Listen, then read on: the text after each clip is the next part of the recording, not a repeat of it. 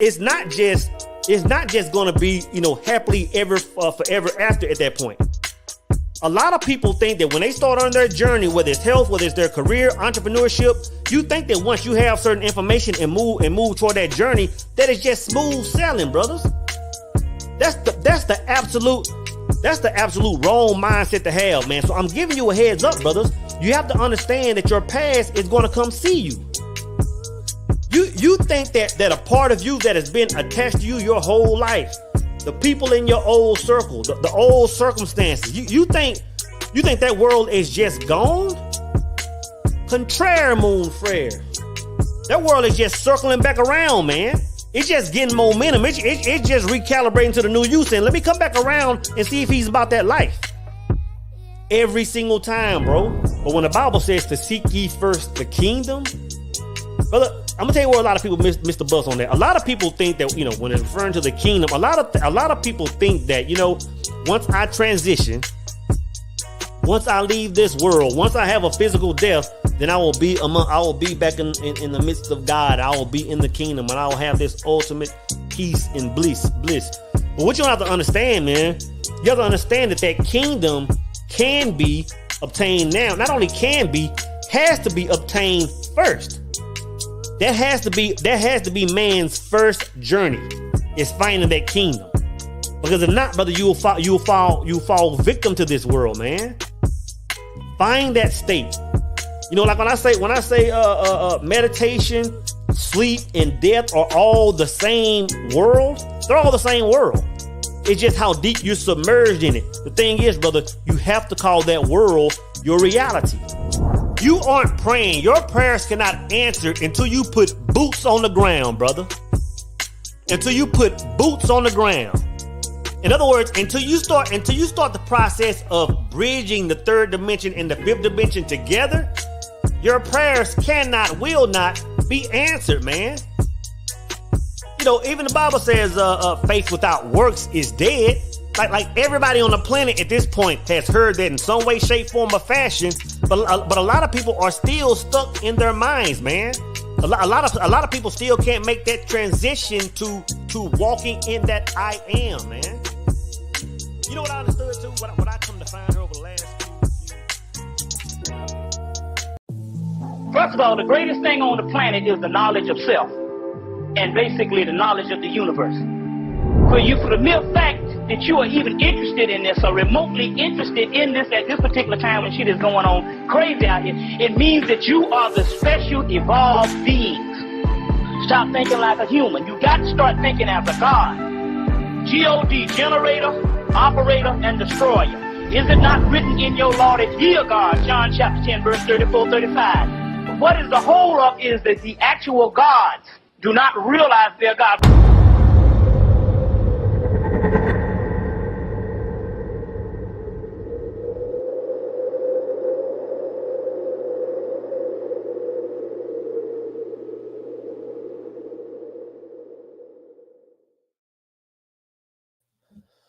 At ease, brothers. It's good to see y'all's face, man. It's good to go live. It's good to be alive on a Monday when every single person on the planet that lived yesterday couldn't say that, brothers. So it's good to see y'all's face, man. Thank y'all for joining this live. Yesterday in the Power Circle meeting, for those that have always heard about the Power Circle, man, I was chopping out with my brothers, man. And what I was sharing with them was a memory I had of my partner Wes that passed away last year. There was a day, man, about a year and a half ago where Wes and I was chopping up right here in this spot. I was sitting right here in this spot. Wes was sitting right here beside me, and we were making some content for his Instagram page, right? And Wes said, Wes just stopped, man, and looked at me and said, you know what, bro? At some point in time before we leave this planet, we must live as gods, man. And we went through a whole spiel, a whole conversation about what that would look like.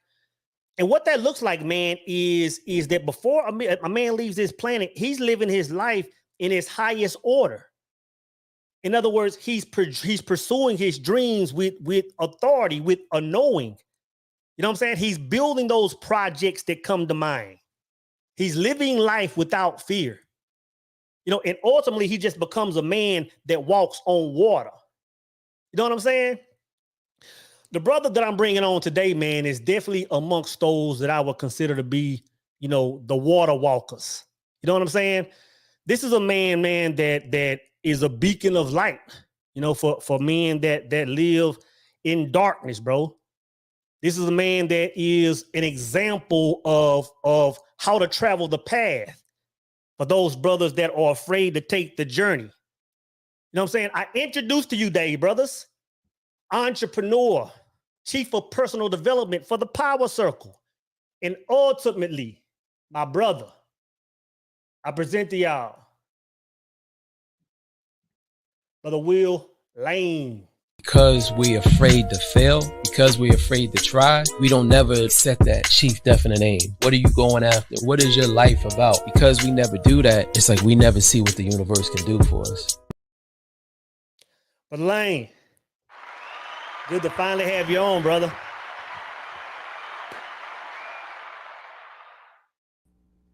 Good to finally have you on, brother, man. I know our schedules, man, are over here and over there, man, and I've been wanting to go live with you probably for over a year. It's finally glad to have you finally on the show, brother. Appreciate you having me on, man. Man, yeah, man. I see you always doing big things in life, man. And I want to say this first.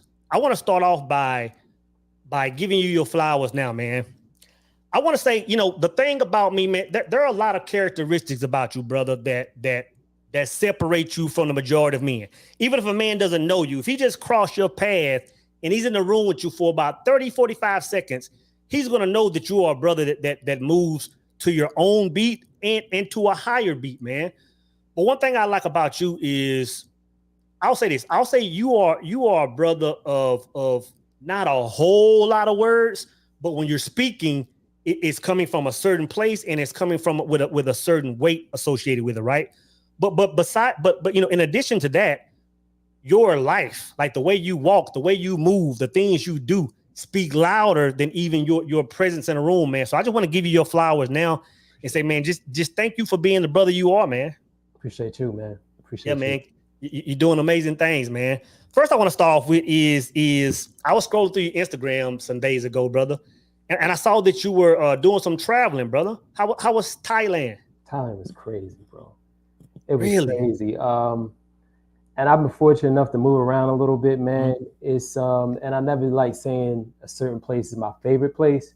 You know what I'm saying? Because every place is different. Every place has its own energy, different memories, different experiences. But bro, Thailand is up there, man. It's a special place, bro. What was your best moment over there? Best moment? You know what? I would probably say two, man. Just getting there, checking into the hotel that, I don't know, I like the heat and humidity and those warm summer nights. Mm-hmm. And that hotel had kind of like a wall-less lobby. Oh, nice. Just going there and, them serving you with the tea and the cold towel and everything. Just like, all right, I'm here. Nice. Here now. You know what I'm saying? That's what's up, bro. That's what's up, man. Yeah, that was dope. It's definitely on the list of places to visit, man. So yeah, I'm about to call and get some notes before I head that direction, man. Yep, absolutely. The primary reason I have these lives, brothers, is so that people can hear firsthand from people that, well, let me say it like this. Like I talk about a lot of things on my channel. I talk about taking leaps. I'm talking about moving in a certain order. I'm talking about having faith, walking in our I am. The sole purpose of these lives that I'm doing now, man, is to bring people on that actually, did the thing. Because a lot of people will just stay in reserve mode because it's so foreign to them. But when they hear that everybody starts off as ordinary people and just make a decision to become extraordinary, like once they can see more of that, man, I believe more people will start to make, start to call those plays, man. So what I want to ask you first, brother, is what was your journey to entrepreneurship like? And what I mean by when I ask that is, what were you doing before you made the leap? What was the energy like? And what was the deciding factor on you saying, you know what, I got to take this chance? So my whole career was in financial services, man. Started off in investments, then went over to business banking. And I never really felt home in that space. we was kind of talking about this before. I never really felt like I could be myself, right? It's like when you're in investments, you gotta have a certain way you talk. You gotta dress a certain way, a certain posture about you, which is not bad, but it wasn't who I started out as, right? I was rough around the edges, bro. Like, you know what I'm saying? Like, you get what I'm saying? Yeah. And I just reached a point where, you know, you start learning, working on yourself. And it's just like, man, if they paying me this to be here, what am I really worth? Yeah. You know what I'm saying? I got to be worth a lot more. And I played with it too long. I thought about it for maybe 5 years before I actually did it. And it's never the right time, right? And you know what I'm saying? I had a great job, right? I was making 6 figures back when 6 figures was money, corporate card, tickets to any event to entertain clients. You know what I'm saying? It was a good gig. People generally don't leave that, you know what I'm saying, to do something else. You pretty much retire as a business banker if, you know, you one of the people that get lucky enough to get in that role in banking. And I just couldn't do it anymore, man. I remember one morning, it was a Monday morning. We used to have our team meetings every Monday. And I'm sitting in this meeting. I'm tired. I'm bored. I don't know what they're talking about. I can't wait till it's over. And I'm looking around the table and everybody is looking just like I am. And I'm like, bro, you know too much, man. Like, they feel like they gotta be here. You know, whatever, you know what I mean, the uncertainty may bring, you can handle it. And so one day, man, I was just like, you know what, I'm gonna do it. Yeah. And let me tell you this something, man, it's not the like, because I think a lot of people don't kind of talk about this. For me, it's different for everybody, but it was the scariest thing I've ever done.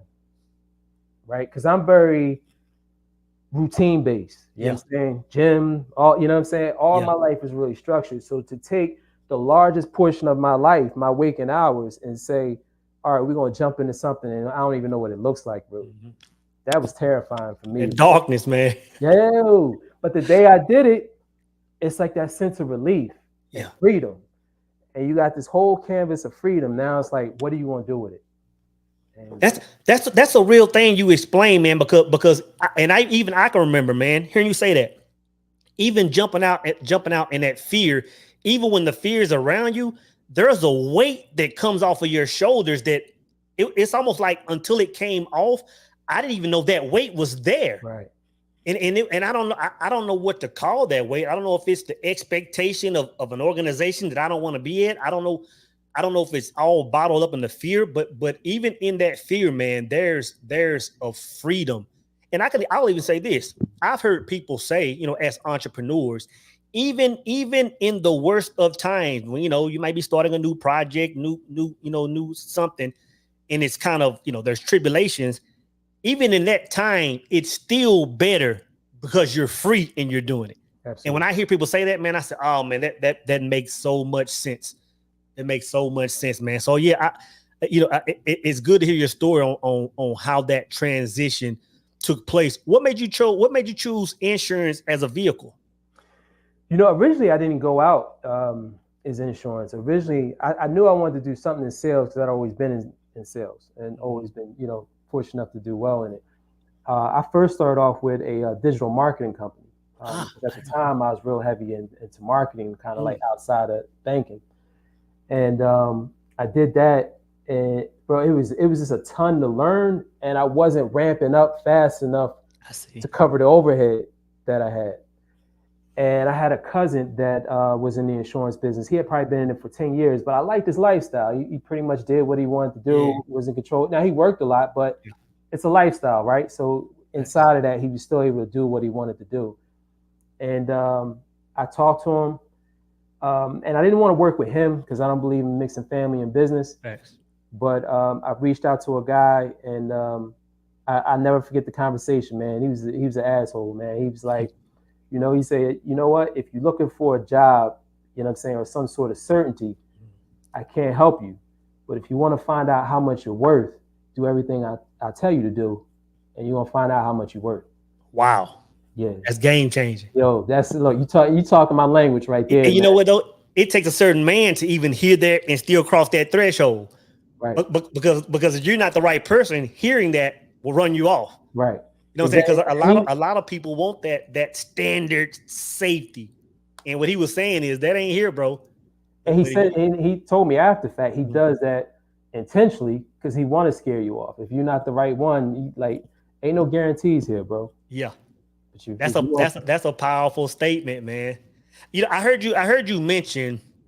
First, I want you to kind of just briefly talk about, you know, like the sector of insurance you're in, man, because it's very specific, bro.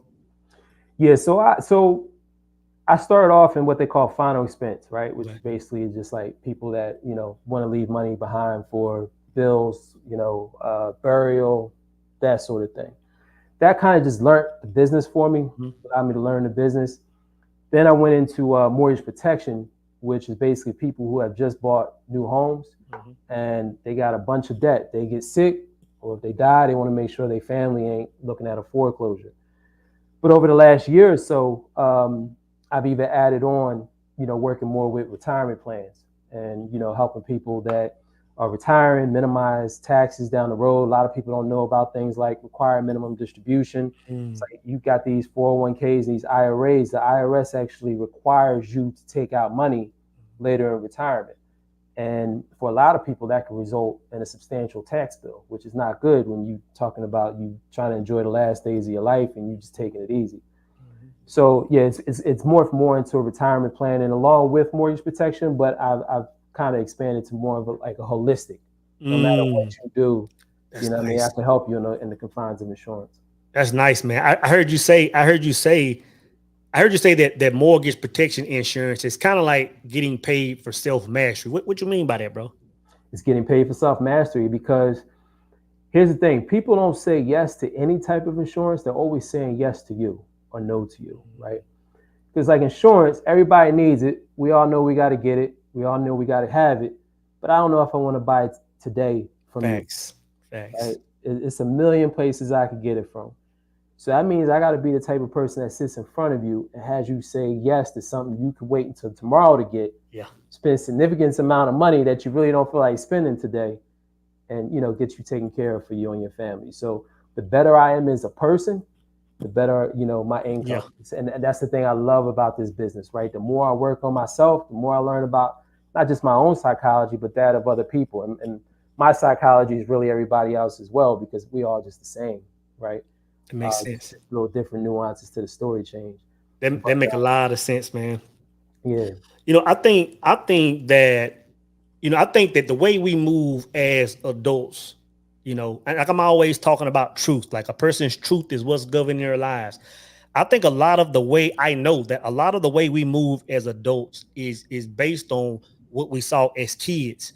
You were telling a story, man, about I believe it was Sundays. Your pops used to play jazz music, man, and there was a lesson you took from that, man. You said that your pops taught you how to really observe things that everybody else wasn't really paying attention to, man. Right.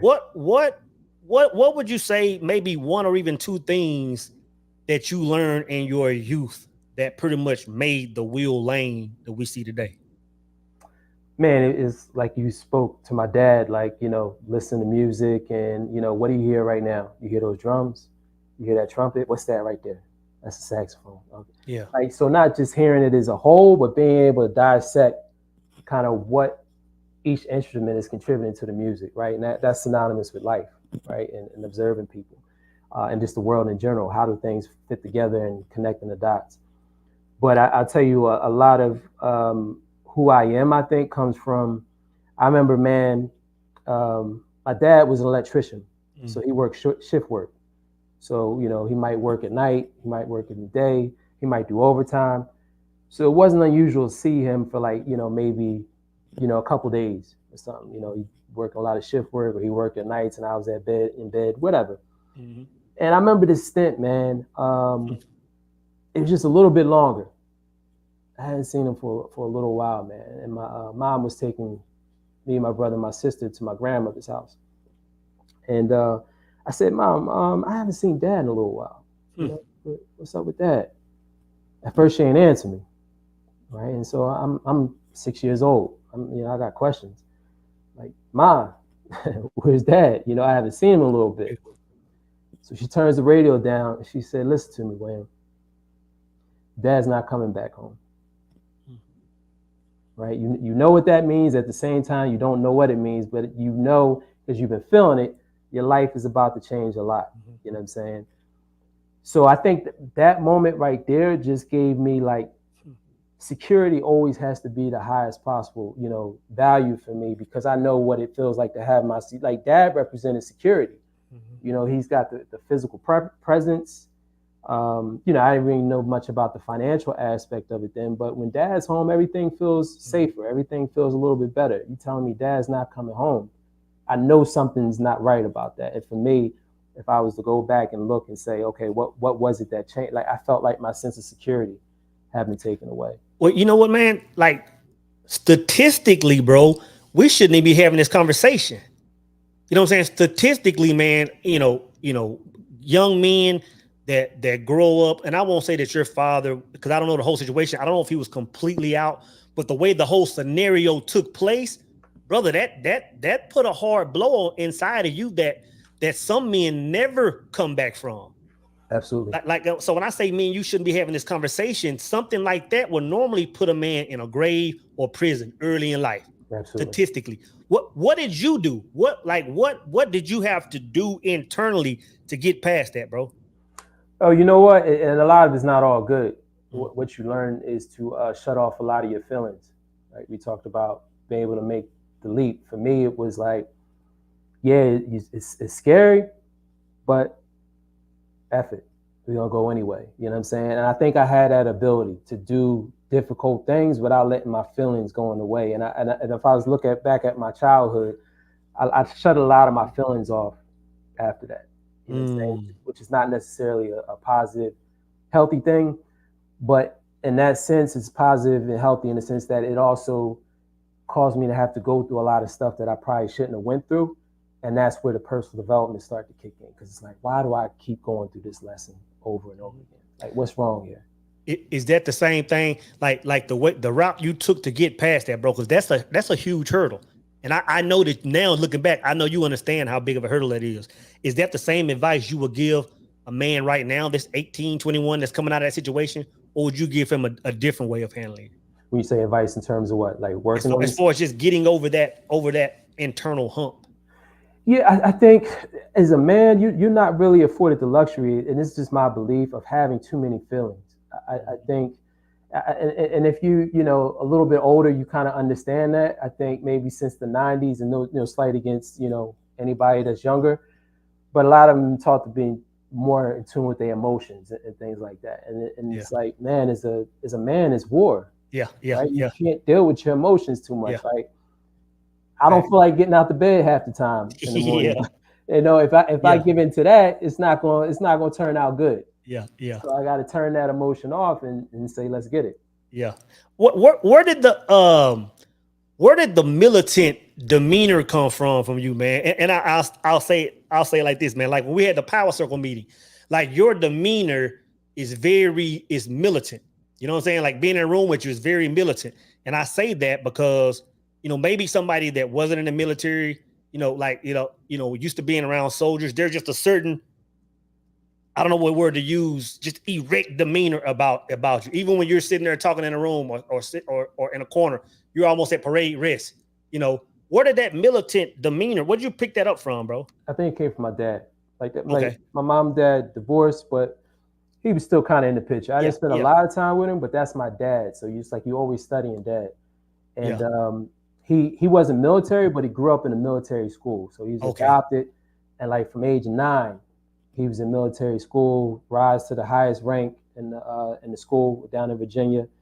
So like he grew up in that type of environment, and that was his stature. So I think I just adopted it unconsciously, a lot of it from him. Yeah. I think it says a lot about a man, whatever his presence is, when his presence can be felt in a room before he even says a word, man. I think that's important about manhood. I think every man should be so locked in to who he is and where he's going, where that can be seen and heard without him even speaking, man. One thing that I don't think people understand about, kind of like the leap you took, working in banking for 14 years and now coming out and now doing your own thing, now having a level of freedom and life is doing what it's doing. I don't think a lot of people understand that challenges come at every level. Like even when we have the security of a job with a good salary, life still has its challenges.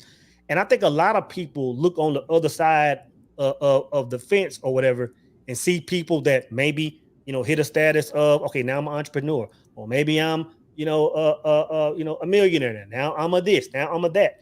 I think a lot of people see people on the other side and just say, you know what, problems just go away. Well, problems don't go away. Actually, more problems. Sometimes those problems are bigger. And I talk to different people in different walks of life, different financial backgrounds, different, XYZ, and everybody is having their problems, man. They just don't go away. And one thing I heard you say, man, that really, had a lot of weight to it. You said the best position to be in is wanting to quit. So what I want to ask you, man, is how does Will Lane observe and overcome his challenges? Everything's a game, bro. Like, and I know if don't nobody else know, like this situation, everything here is temporary, right? We just here for a little bit. It's nothing. And so everything's a game. And I think the problems can kind of get the best of you when you don't understand the game, right? And even if you understand the game, you don't understand the different aspects of the game. Every game has got a player. The player is you. Every game has got some type of barrier or defense to that goal, right? That's trying to keep me out of that goal, right? Every game has got some type of goal that we're trying to go after. And then inside of those three things, the player has a purpose. So when you look at it like that, and again, removing the emotions, not getting emotionally attached to what's working and what's not working, it all comes down to staying in the present moment and what's next to what's next in the game. What's the play we're gonna run? All right, this happened. All right, I didn't see this coming back over here. All right, what's the next play? What's the next play? And then I think doing that, if you have enough repetitions in it, then you start to see the fun in the game, right? You start to appreciate faith when people start saying, hey, look, I've been through this before. That thing 2 years ago was way worse than this. Yeah, facts. This is nothing. And then it start to you start to just get better, man. You just stay in the present moment and play the game. What does Will do to keep that state? In other words, like what are your rituals, or what are your non-negotiables that like things that have to take place for you to stay in this state to play the game of life? So I think anybody's going to play the game of entrepreneurship. All it is uncertainty. It's you trying to make order out of chaos, right? But something about you has to have order first. So you can't go into chaos and you ain't chaos, right? So even when I first started off, I knew I had to keep and I was fortunate enough. I've pretty much always had a ritual. I've always kind of lived my life like that. But for me, my ritual looks like wake up early. For me, early is 5, sometimes maybe 4:45, but at the latest 5. From there, I do Qigong, which is energetic practice, right? Which Qi, and if you're in the martial arts and stuff like that, it's not a martial art, but it's developing the Qi in your body, the electricity, if you will, in your body, right? Interesting. From there, hit the gym, get a good workout in, and I always try to have most of the workout be intense. Why? Because it lets me know that I grew. I'm not just going through a routine and kind of being in there. Like I need to. It has to be at least one exercise, and again, mainly a majority of the workout where I hurt. Right, it was intense at some point. That also raises my frequency too, I feel like. Thanks. From there is sauna, right? Sweat out the toxins. From there is meditate, and then from there is read something positive, and then journal and do gratitude. So my morning routine is about 3 hours, but I gotta focus on the feeling first. For me, I like to focus on the feeling first. If I'm not feeling great, you know what I'm saying? And because I'm always going uphill, bro. Like every day is uphill. Where we going? We're going up there. And it's straight up. Thanks. Why is feeling so important to you, bro? Because, and when I say feeling emotion, and then there's feeling energetically. Mm-hmm. So feeling good, you got to look at it, man. We spiritual beings. So when you feeling good mentally, spiritually, emotionally, that's a lot more leverage against the physical universe. And I think a lot of times you can get caught in trying to move around the physical universe, and that's the lowest leverage point. You know what I'm saying? Yo, let me get my spiritual being right, my emotional, my mental being right. And now this stuff is going to move a lot lighter. You know what I'm saying? Because it's something I'm bringing to it, the unseen. I'm bringing the unseen to it. I'm bringing that aura to it. When I sit down in front of you at 10 o'clock in the morning and you just rolled out of bed and had a cup of coffee and I did all that, you can't say no. I'm 20 steps ahead of you. Facts, man. You know, just listening to your daily process, knowing you as a man, understanding how structured you are. Do you feel like, and I'm trying to figure out how to ask this, like, do you believe in fate, or do you believe that us as human beings can put things in order where we can get a desired outcome? No, I think we could definitely put things in order. Yeah, like you figure, what problem is it that you can't figure out? A lot of the problems, like the big problems that become unmanageable, and I've been guilty of this many times, is a failure to confront. Not being willing to confront that thing to begin with, right? And communicating with it. You know what I'm saying? Whatever it may be. I'll handle that later. Or that thing is just growing in the background. Eventually it become a monster. Now it's bigger than you. But we're always creating, bro. Like either life is out creating you or you out creating life. Mm-hmm. Like I was born in the likeness and image of God. You know what I'm saying? You know what I'm saying? You can't out create me. There's no problem that can out create me. And if it's out creating me, that means that I don't have a team, right? So now I need to get good at creating a team so we can out create this problem I got going on. Thanks. What would you say your kryptonite is, man? What would you say your weakness is? Like what's the one thing that if you could correct, you would work on today? Being I said team, and I spoke to that specifically. Like I'm a lone wolf, man. I'm not good at building. Man, I'm glad you said it because I can identify with that. And when you were saying team, I was saying he's speaking to me too. Because that's something I understand the value of team. Mm-hmm. I understand that the world, like a man's world, will move so much smoother and faster. But it's my kryptonite as well. Mm-hmm. Like I'm a lone wolf, but it's to the point now where I understand it's a strength of mine, but it's also my weakness. Mm-hmm. You know, I think the strength of having that lone wolf energy is now you don't really need anybody to move forward, because it's good to be able to understand to work with teams. But now if nobody's on the island with you, you're standing still. Right. If you lean too heavy into that, man. Absolutely. So yeah, that's something that I'm trying to work on myself. I'm trying to understand the parts inside of me that aren't really a fan of that. Even understanding understanding the power of it, man. So I want to take a quick break, brother. But when I come back, man, I want to talk about freedom, man, because I think that it should be every man's goal, that before he dies, of course, be able to roam this planet as God, but before he dies, man, to achieve some level of freedom than what he started off as, because I don't believe people understand how long life is. Like because we put so much energy, so much time into somebody else's goal or vision or whatever. Like I'll say it like this: I don't think a lot of people understand how long 24 hours is. Right. 24 hours is a long time. When you think about, and let's just use the typical statistic, if a person is sleeping 8 hours and they're working 8 hours and they're commuting 2 hours of the day, and then some of that time is of course spending with the wife, petting the dog, mowing the yard. A man only has a small percentage of a day that he can call his own, right? When a man is in his entrepreneurial energy, state of mind, life, all 24 belong to him. Now, that doesn't say that 18 of them, some days he's not going to be putting in work, right, but it's his work. Right. So the 24 hours is still his or hers, man. So when we come back, brother, I want to ask you this.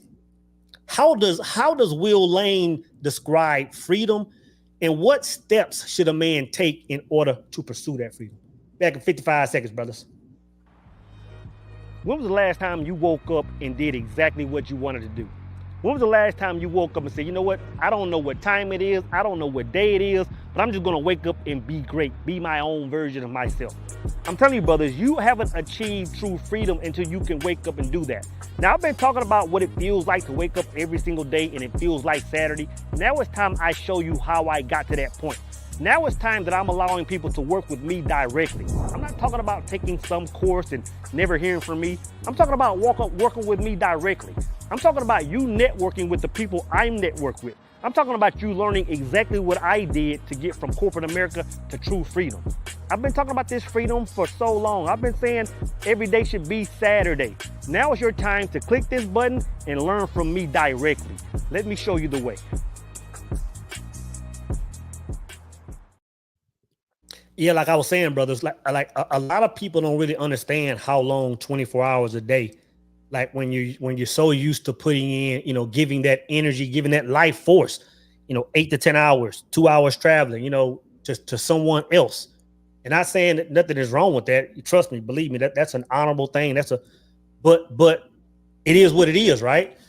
I think a lot of people's fulfillment is not as much in the shiny things. It's not as much in the 5,000, 6,000 square foot crib. It's not as much in the world travel as it's much in living life on your own terms. Because, you know, like even in the power circle, Brother Will, we have brothers that just saying, hey, you know what? Intelligent, wise, powerful, moving brothers that just wanna get a cab in the woods, man, and just chill out for the rest of life. And that's their highest form of being. But when they own that time and energy and space, there's fulfillment in it. So again, but I want to ask you, man, like, how do you define freedom, and what just in general steps should a man take if he finds himself in an unfavorable situation? Says, you know what, I want to live like Brother Will. I want to be able to do my life on my own terms. How should he go about doing that, brother? You know, I'll answer that question kind of backwards around what I believe it's not. Okay. Like a lot of people look at freedom is like just sitting on the beach and doing nothing, pleasure seeking. I think that's nothing. I don't think that's freedom, right? I think freedom is experience when you actually drove towards something and got to it. Speaking kind of to the second half of your question, like problems, you can't have freedom without problems, right? Like I remember listening to Tyson Fury one day. This is before the last Usyk fight. Like I'm real big into boxing. And the guy was asking like his motivation for the fight. And he was saying like, you know, you got all the cars, you know, you got, you know, you can go anywhere, you know, you got the houses, like what's your motivation? And he's like, you're right. You know what I'm saying? I thought I wanted the cars, the women, you know, all these things you think you would want.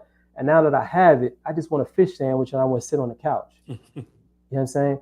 This represents a bigger problem for me. Like those weren't his words, problem, but there was something behind that. I think the biggest reason for unhappiness with most people is they don't have enough problems. Like think about when you got problems.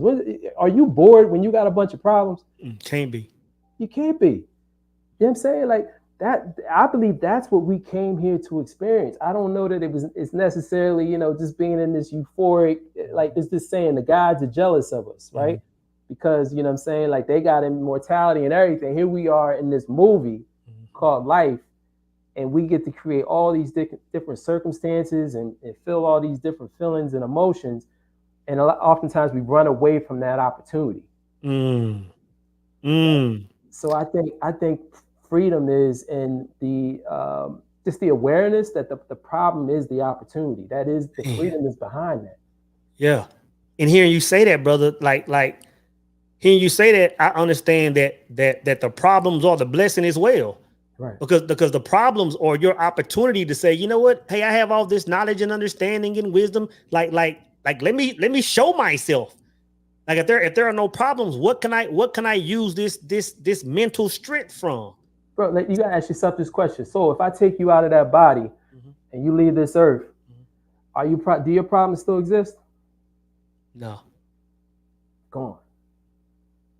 Bro, we came here to play the game, man. Facts. That's the ultimate goal. A man with no problem. Yeah. And think about that, man. Think about what you're saying, brother. Because in theory, it can be proven. When you see people, for example, that just kind of overnight success, so to speak, or lotto success, and they go from having problems to putting them in a position to eliminate the majority of them of those problems, they lose their minds. Right.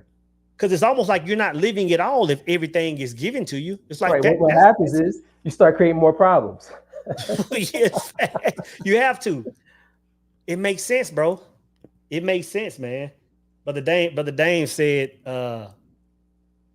Brother Dame said that's heavy, man. That's heavy, man. And if anybody has any questions for Brother Will and wanna chime in and come on for a few seconds to ask my question or put it in the chat, feel free, man. The brother is definitely full of knowledge. Fat House Entertainment says, I feel you about problems, yet will replace them with purpose, which comes with challenges. Yeah, same thing. I agree. Yeah. Problems. Challenges probably sounds better. I agree. Yeah. Facts. So I'll ask you this, man. And I understand you're a man of understanding. You're a man that's plugged in. What is your definition of God, and what is that relationship like with you and that thing you call God? That's heavy. I would say God is intelligence, right?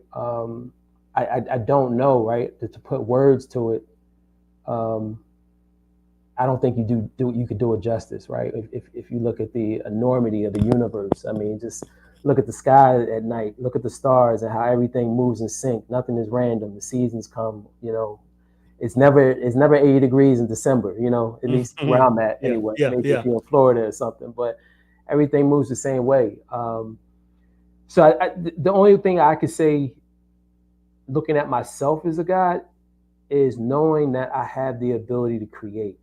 Right. And if I can see it, I can create it. I think a lot of times we just don't stick to something long enough. It's the pleasure, going back to the pleasure seeking and the comparing of yourself to this person on IG, this person is doing that, they doing this, and then you abandon ship, then you just go back to right above survival, where it's like, man, if you could just build a plan and say, you know what, I'm going to commit the rest of my life to this thing.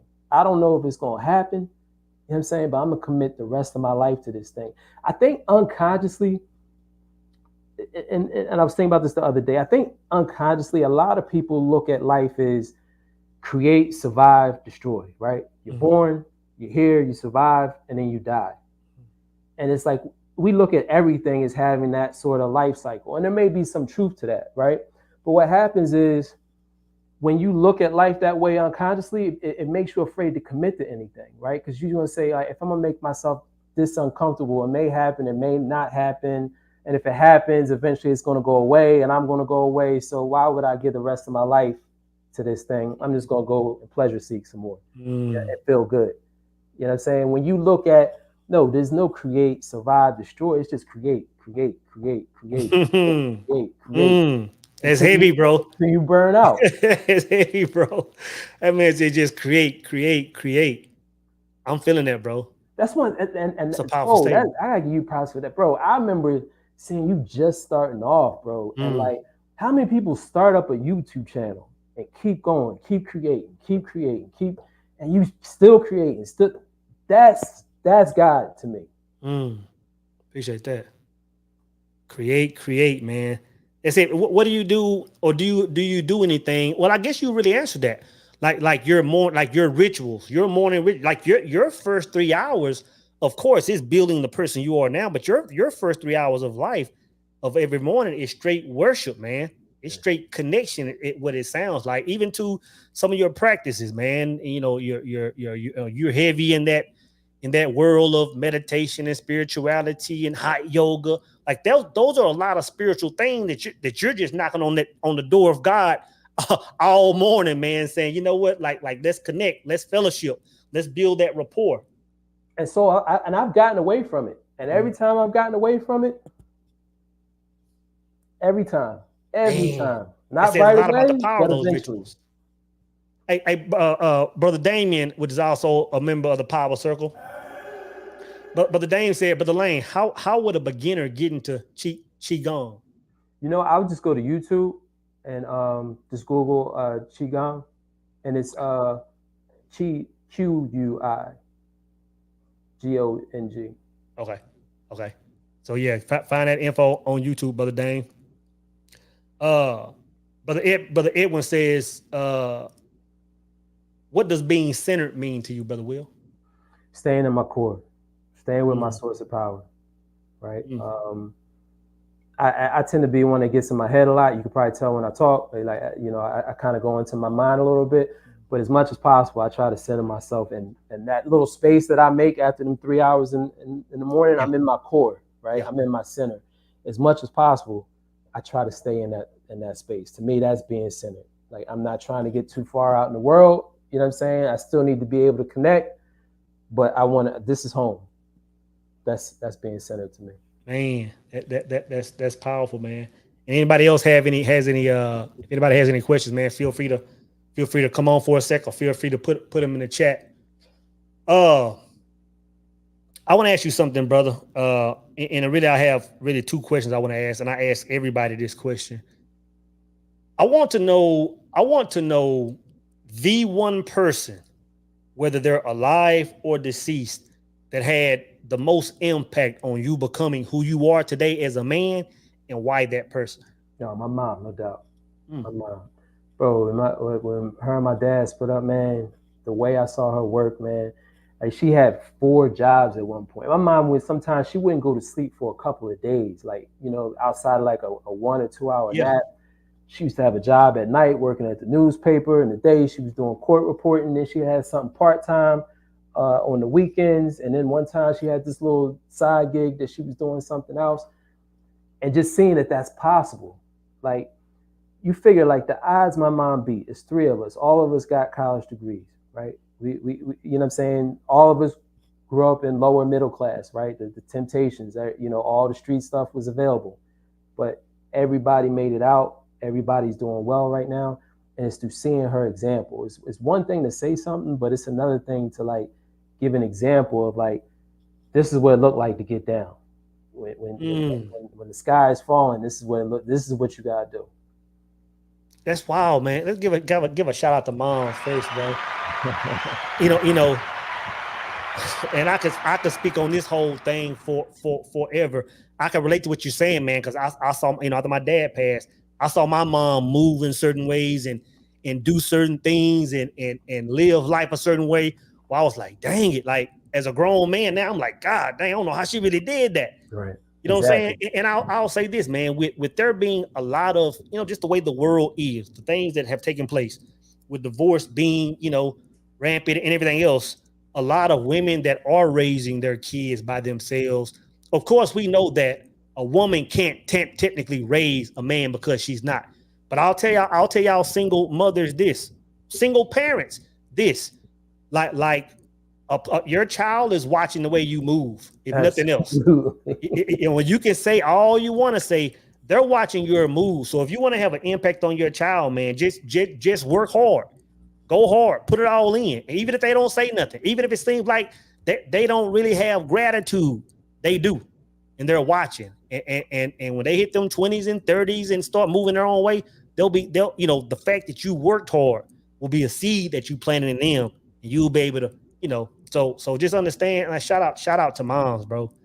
Shout out to moms, man. And we could have honestly made a whole episode about that, about, you know, the scenario. So it's good to hear that y'all had that relationship. Let's see this question real quick before I ask you last question. Brother Zebo said, do y'all believe that we created ourselves, manifested, existed into the physical world from the non-physical world? Hey, that's a heavy question, bro. And I'm gonna say I've had that thought many times, but I never bring it up. I never bring it up. Again, I'm gonna say it again. Brother Zebo said, do y'all believe that we created ourselves, manifested existence into the physical world from the non-physical world? If you haven't, what say you, Brother Will? Do you have any thoughts? Okay, I'll be curious to see what you said first. Well, I'll say this, and I started having this thought a few years ago when we read the Kabbalion, because the Kabbalion talks about how all things come into existence, right? And it says all things come, like man creates every single thing by putting his thoughts into the essence or into the God spirit or to that thinking stuff. When a man puts his thought into that, something manifests itself. So if that's true, then man had to create himself to, like, because this is part of the third dimension. So it said that anything in our third dimension was because of our thoughts going into something. Mm-hmm. So I believe that there's some truth to us creating ourselves. At the same time, I'll say this. Have you ever seen a person that's like I've seen a person that I'm trying to say this the right way. I'll say this the right way. I think a lot of people's physical features have a lot to do with them and their energy and their personality. Like I've seen a lot of people with just ugly spirits, and their physical matches that. So I think that a person can evolve. I think that a person can become, the highest version of themselves. And of course, when they go to the gym and take care of themselves, it's going to do certain things. But I think their energy actually changes their features, man. Absolutely. I actually believe that, man. So brother Zoe, I think there's some truth to that. I've been thinking that for probably 2 or 3 years. I've never mentioned that to nobody because I was like, man, it's kind of wild. Like, cause I don't, some people will be like, oh, you trying to be God? No, I'm just thinking like the way things work. Like if we create every single thing in our existence, then maybe we created ourselves. I don't know, brother. That's a good question, brother Zoe, man. And you going deep on that one, man. Brother Rich Naga says, so you definitely put it in this world. Appreciate it, brother. Definitely. Facts. Anybody got any questions for brother Will? Please check man, top 5 broadcasters. Boom. Definitely check that out, man. Definitely check that out, brother. Well, brother Will, man, I'm so glad that you made time, man, today, man. But I know your schedule is boom, is go for you to carve out, this hour, man. It means the world to me, brother, and it's long overdue. And to be honest, man, I hope it's not the last time. I would love to get you on here, man, probably with a panel of other brothers, man, and talk about certain things, talk about business moves, talk about relationships.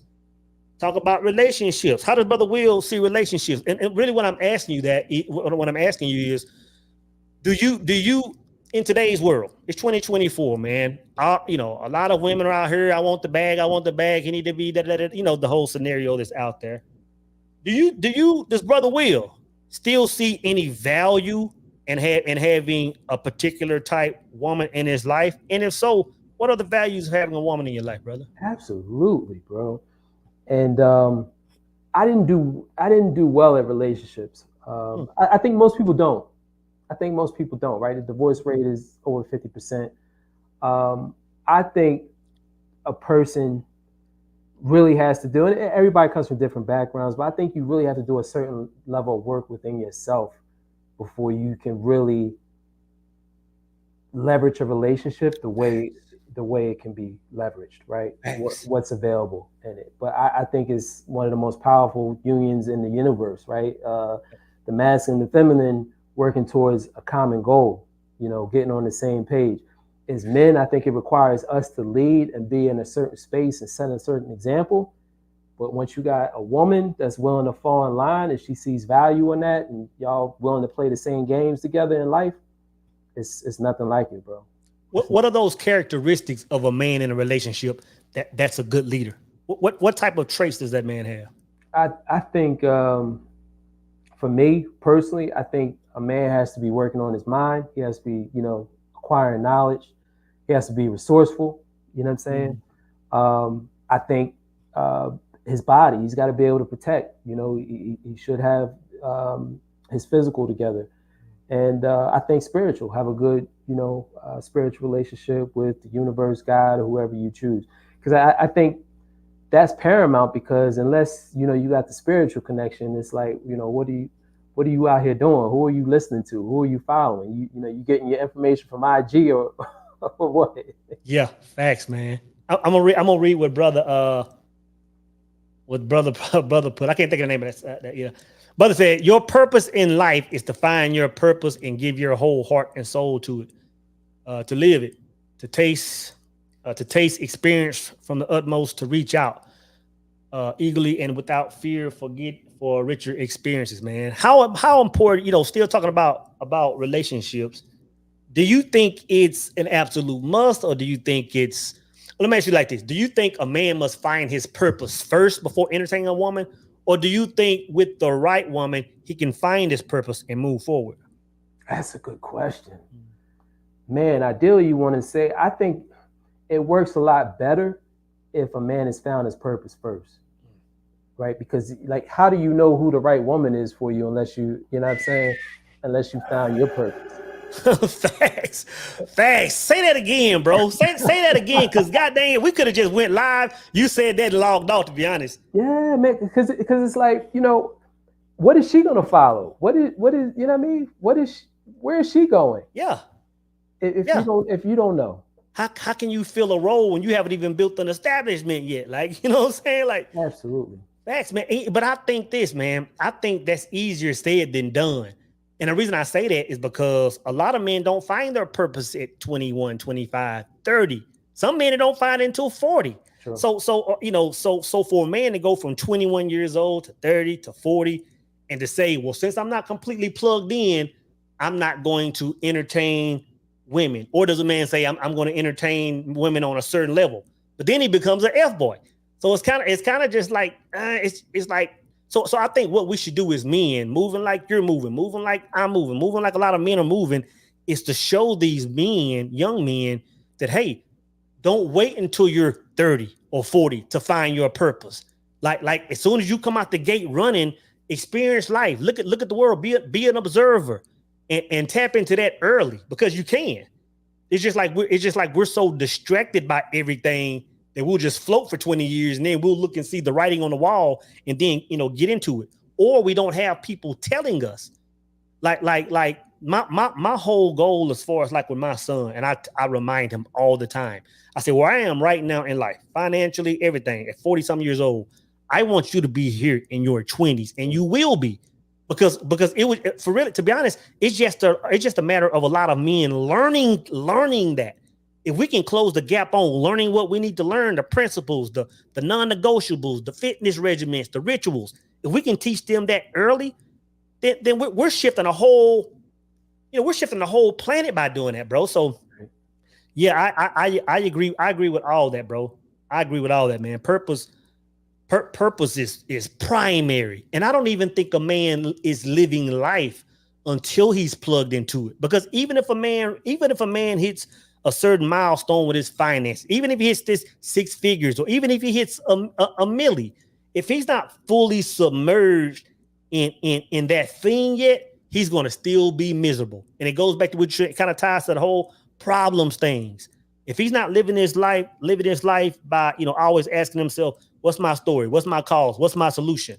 Whether he's scratching and looking for something he doesn't even know what to call, man.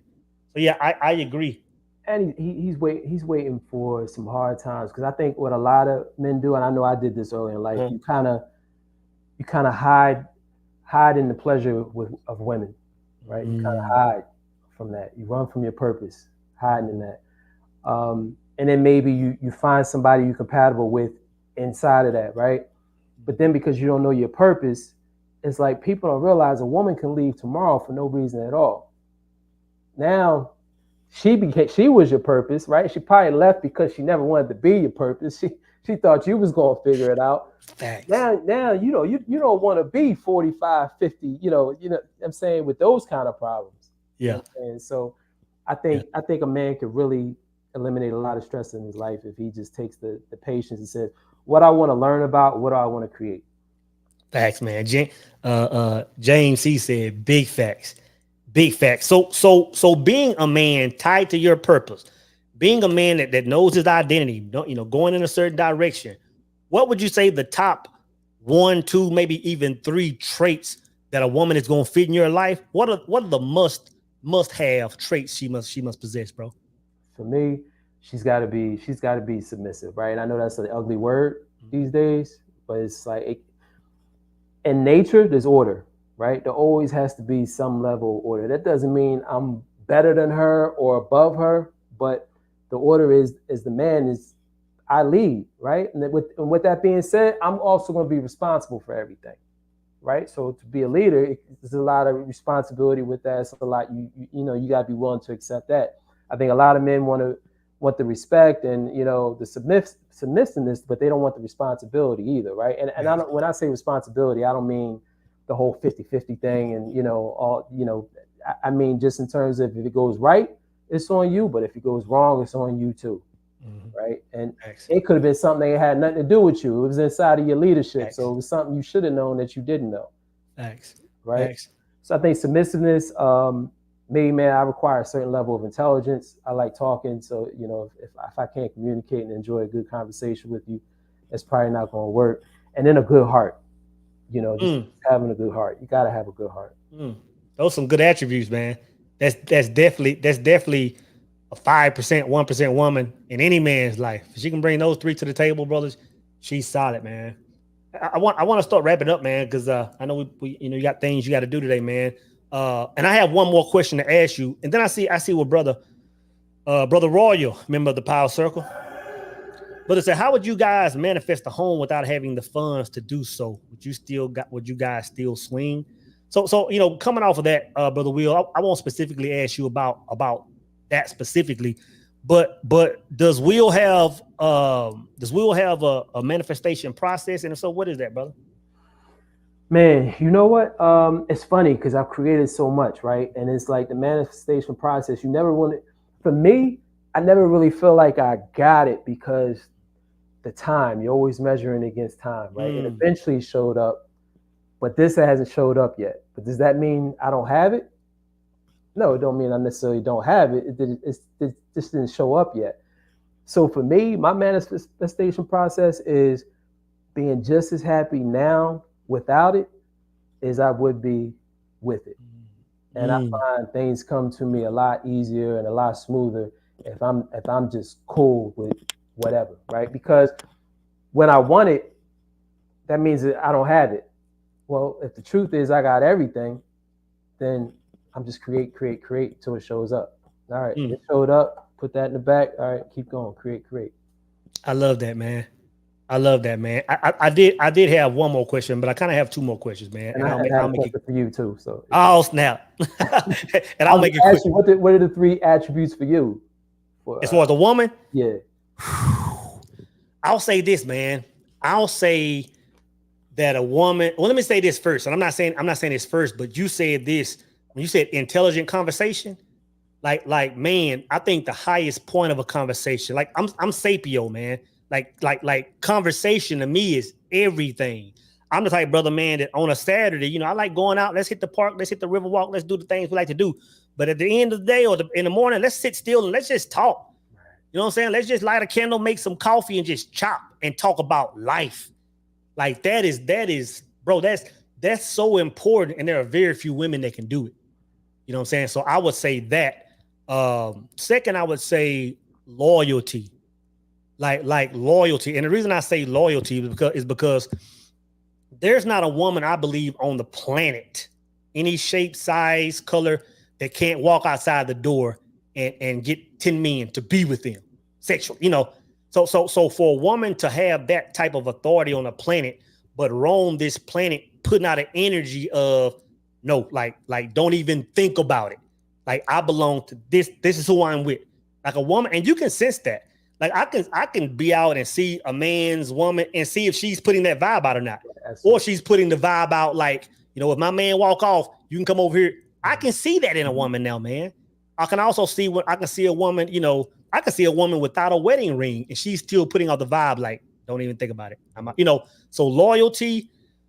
And I would say the third one, man, is the ability to attach to my mission. You know what I'm saying? Because if she can attach to my mission, then she knows who I am. She knows where I'm going, and she can see the things that I can't see to get there.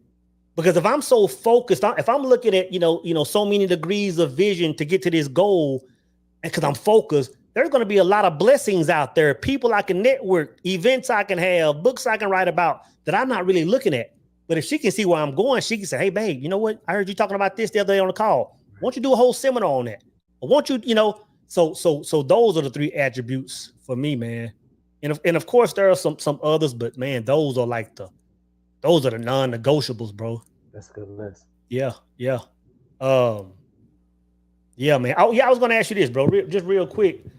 What is it? How old are you, brother Will? If you don't mind me asking you. 50. Oh, that's right. I just saw it on your gram. Congrats on that 50, man. That's my milestone, my next milestone. When I hit 50, bro, which ain't but a year and a half from now, I'm throwing a shindig, bro. Congrats on that 50th birthday. What advice does Will give his 30-year-old self that would change the trajectory he's in now? Or any advice, whether it's relationship, whether it's about success, what do you tell your 30-year-old self? Man, don't be in a rush for it to happen, right? Just find something, stick to it, and just commit yourself to it. You know what I'm saying? If it's something there in terms, if it's somebody, especially if it's somebody else doing it, like you could do it too, right? You just got to be patient, go through your steps, learn about it.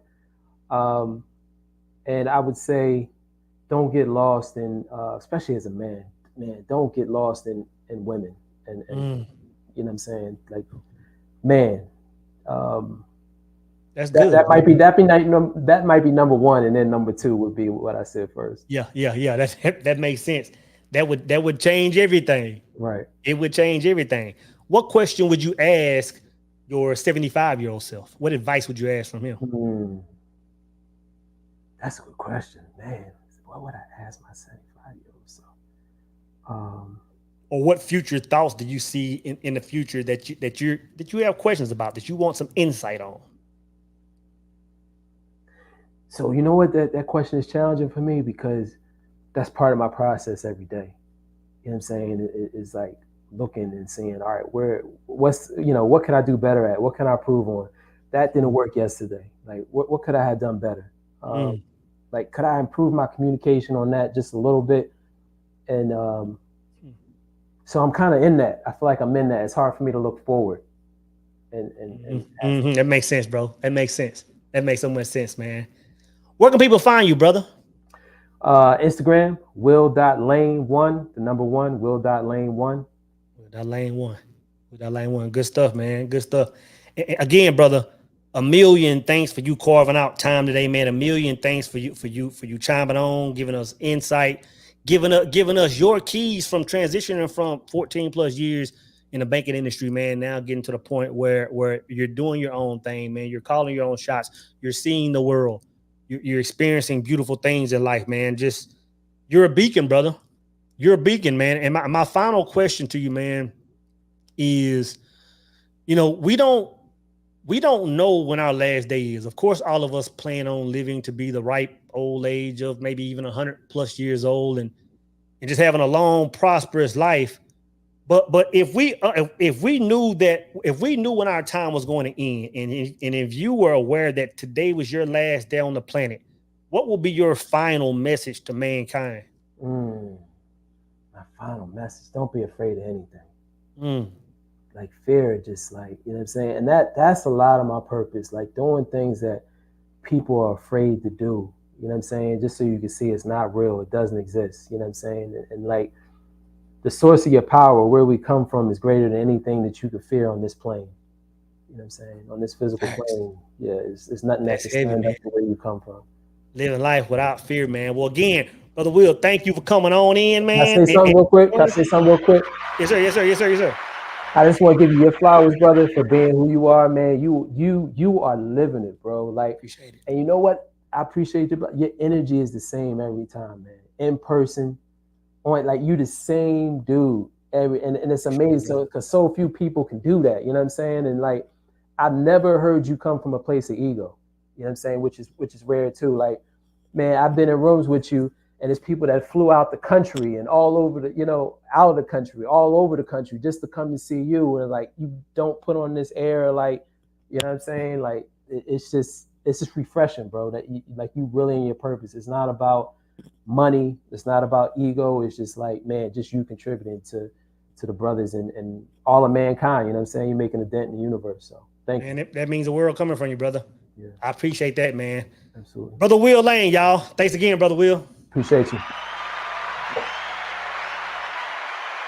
And just to wrap it up real quick, brothers, man, like I started off, man, like the wise words of my brother Wesley. Brother Wesley was sitting right here beside me, man, and said, you know what, so before we leave this planet, we must live like gods, which means we must live in our highest order, man.